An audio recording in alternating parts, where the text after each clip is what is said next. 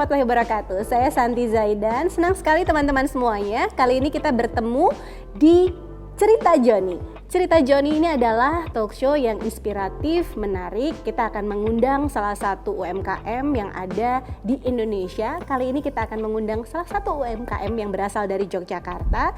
Kita akan sharing cerita yang inspiratif dan memotivasi kita semua untuk tetap semangat di apapun kondisinya. Teman-teman semuanya, Joni ini adalah ikon JNE On Time Integrator. Nah, di sini kita akan ngobrol bareng kali ini bersama salah satu teman dari UMKM Jogja yang produknya hits banget. Nah, beliau ini sudah hadir bersama-sama dengan saya, Mbak Yaniar Fernanda. Selamat pagi. Selamat pagi. Mbak Yaniar Fernanda ini adalah owner The Kayu.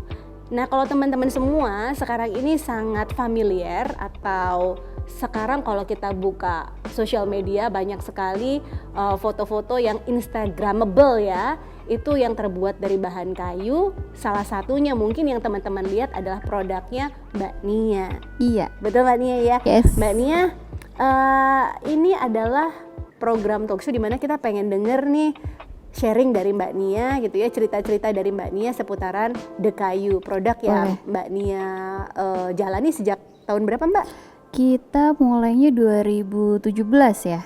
2017 berarti 3 tahun yang lalu ya? Iya, 3 tahun berjalan. Oke, boleh diceritain nggak awalnya The Kayu itu seperti apa di tahun 2017 Mbak Nia merintis bisnisnya? Oke, sebenarnya sih kalau The Kayu sendiri itu kalau mulai dari idenya dari obrolan biasa sih bersama sahabat, saya berpartner gitu. Awal mulanya lahir hampir nggak sengaja. Jadi 2016 itu kita coba lihat banyak pengrajin di Jogja. Dia punya berbagai macam produk yang waktu itu kita mikirnya gini, limbah kayu ini kan banyak banget ya. Terus potongan-potongan kayu ini mau dijadikan apa gitu. Kemudian waktu itu kita ngobrol, kita sampai akhirnya kita produksi yang namanya lampu kayu. Awal mulanya dari situ sebenarnya. Jadi dari situ kita bikin lampu kayu. Hampir berjalan. Jadi ini dari limbah kayu ya? Awalnya idenya dari limbah kayu pertama kali.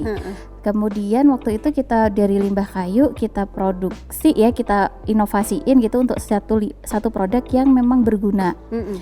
Waktu itu karena cukup produk inovasi, untuk menghasilkan cost produksinya cukup tinggi juga, jadinya harga jualnya tinggi dan belum mengcover semua kebutuhan. Artinya kan kalau lampu kayu mungkin dipakainya saat itu aja atau hanya di ruang kamar aja, di ruang kita nggak beli lampu kayu itu setiap bulan sekali gitu betul. Misalnya kalau nggak kamarnya penuh lampu terang benderang. Betul, itu pada akhirnya waktu itu kita apalagi ya terus banyak kita ngobrol gitu ya sama pengrajin. Nah, idenya waktu itu gini, kita temukan jadi kita ada pengrajin di Wonosari, tempat produksi kita sekarang. Nah, itu awal mulanya tuh mereka sudah memproduksi produk ini nih yang The Kayu ini, tapi dipasarkannya secara internasional, dia ekspor. 5 tahun beliau-beliau ini hidup dari itu, tapi lokal nggak ada yang tahu. Gitu. Begitu. Kemudian waktu itu kita boleh nggak kita kenalkan lokal karena produk ini tuh fungsional. Produk ini memang bisa dipakai sehari-hari, tapi orang belum tahu, taunya hiasan kayu, taunya pajangan. Taunya pajangan nggak bisa dipakai eman-eman alias sayang. Yes, gitu. Dari situ mulai kita kenalkan, mulai kita waktu itu teman-teman dari komunitas fotografi merespon itu cukup semangat gitu ya untuk pelengkap food fotografi, untuk pelengkap waktu mereka harus mengenalkan misalnya ini produknya bakso. Di fotonya pakai apa ya? Akhirnya mereka udah pakai keramik, kenapa nggak coba mangkok kayu? Gitu. Awalnya dari situ. Awalnya dari situ sampai akhirnya mulai inovasi, kreativitasnya juga dari kebutuhan teman-teman sih gitu. Proses pemasarannya seperti apa, Mbak? Kita dari awal itu memang fokusnya online. Jadi awalnya dulu online dulu. Terus baru berjalan 1 tahun baru kita punya toko. Jadi nggak awal pertama. Jadi dulu awalnya gini, karena orang jauh-jauh pengen datang hanya untuk memastikan produk ini sesuai sama yang mereka mau. Iya, betul. Nah, dari situ kayaknya kita harus lebih nyaman kalau ada tamu datang, Iya. lebih jadi nggak di gudang banget. Tadinya kita memang sangat sederhana sih pertumbuhannya, kita cukup awalnya dari tim kita cuma punya 4 orang. Terus akhirnya mulai ada, karena ada mau tamu berarti harus ada yang nemuinnya dong, Betul. harus ada shopkeeper atau ada waiters gitu. Jadi mulai itu 2019 itu baru ada toko. Oke. Tapi sampai sekarang penjualannya masih full online yang mensupport hampir 80% kita dari online pemasaran. Dari online. Iya. ya. Untuk penjualan secara online itu seberapa penting sih Mbak proses packaging?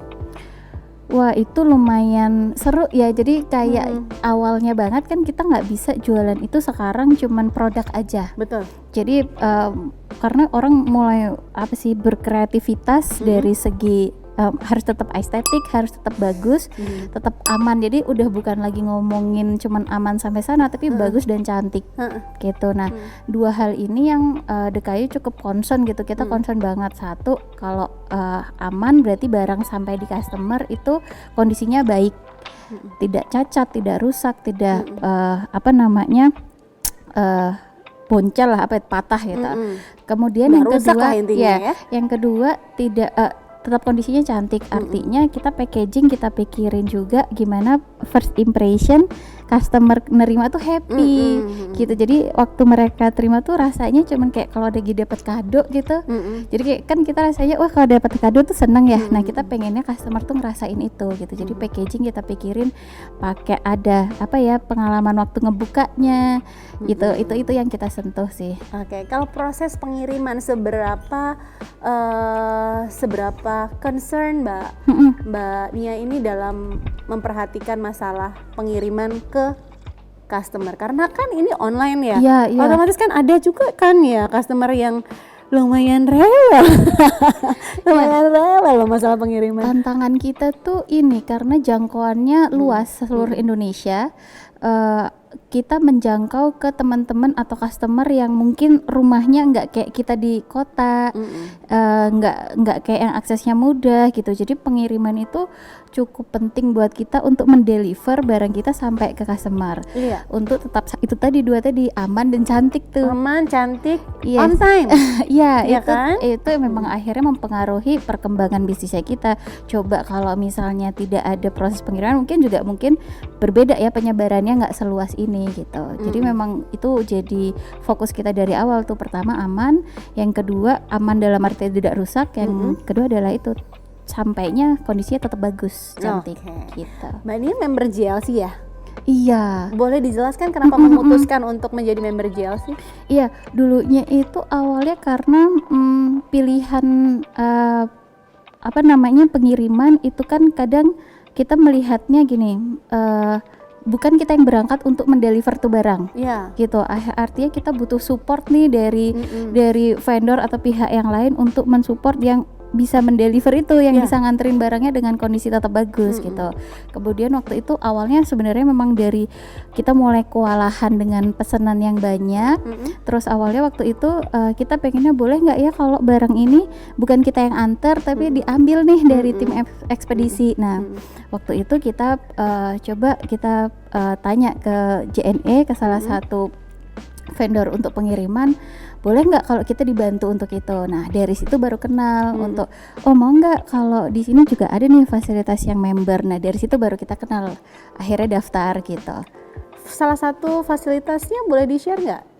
Yang paling kerasa sih sebenarnya kalau dari di luar member pun DNC punya itu tadi ya, dia mau untuk ngebantu kita untuk ngambil pick up untuk ininya. Yang kedua setelah jadi member jadi malah dapat benefit tambah gitu. Jadinya kayak kadang tuh kita nggak kerasakan karena kadang nggak mantengin ya seharian tuh packingan ada berapa, tahu-tahu poinnya udah banyak Mbak gitu. Dan poin itu bisa ditukar gitu, bisa ditukar jadi hadiah. Jadi kadang tuh kita nggak kerasa sendiri kalau misalnya ada hal lain yang malah kita jadi dapat gift balik gitu. Sementara itu sekarang setiap harinya ada berapa pengiriman rata-rata? Kita itu sekarang paling enggak ada 100 packingan per hari. Alhamdulillah. Iya, Berarti poinnya alhamdulillah. berapa ya? Oke, Gitu. lumayan banget ya Mbak ya. Sayang waktu kita cukup terbatas nih Mbak Siap, Nia. siap. Sebenarnya pengen masih ngobrol banyak lagi. Cuman mungkin ada harapan untuk Oke. teman-teman UMKM khususnya sekarang ini yang sedang berjuang ya di bisnis yang serupa tapi tak sama Iya, gitu. iya, Ada iya, yang iya. mungkin bisa di-share? Siap. Sebenarnya sih kayak kita UKM kayaknya emang ini momennya kita untuk terus bergerak gitu. Dan kalau merasa ada yang aku apalagi ya itu masih mikir gimana lagi ya, artinya ini saatnya kita kolaborasi. Jadi UKM saling ngebantuin, saling bareng-bareng gerak. Misalnya kayak punya produk A, aku punya produk B, gimana kita bikin bundling atau apa. Artinya memang kita nggak bisa berjalan sendiri untuk menjadi besar gitu. Artinya ada peran UKM, ada peran-peran support system, termasuk kayak JNE support kita untuk apa namanya membikin biar prosesnya itu semua lancar. Jadi artinya nggak ada cerita kayak nggak semangat nih, patah semangat karena ada kondisi pandemi, tapi kita tetap harus optimis, bisa, dan ayo kita kolaborasi. Oke, kalau nemuin masalah ya cari jalan keluarnya. Yes. Salah satunya dengan berkolaborasi dengan sesama UMKM tadi ya Mbak ya. Iya. Oke, Mbak Nia terima kasih udah sharing sama teman-teman semua kali ini. Terima kasih juga untuk semua yang sudah menyaksikan. Semoga apa yang teman-teman saksikan bisa bermanfaat untuk teman-teman dan tetap semangat. Saya Santi Zaidan harus pamit undur diri dari Cerita Joni. Sampai ketemu lagi, JNE Connecting Happiness. Terima kasih. Terima kasih.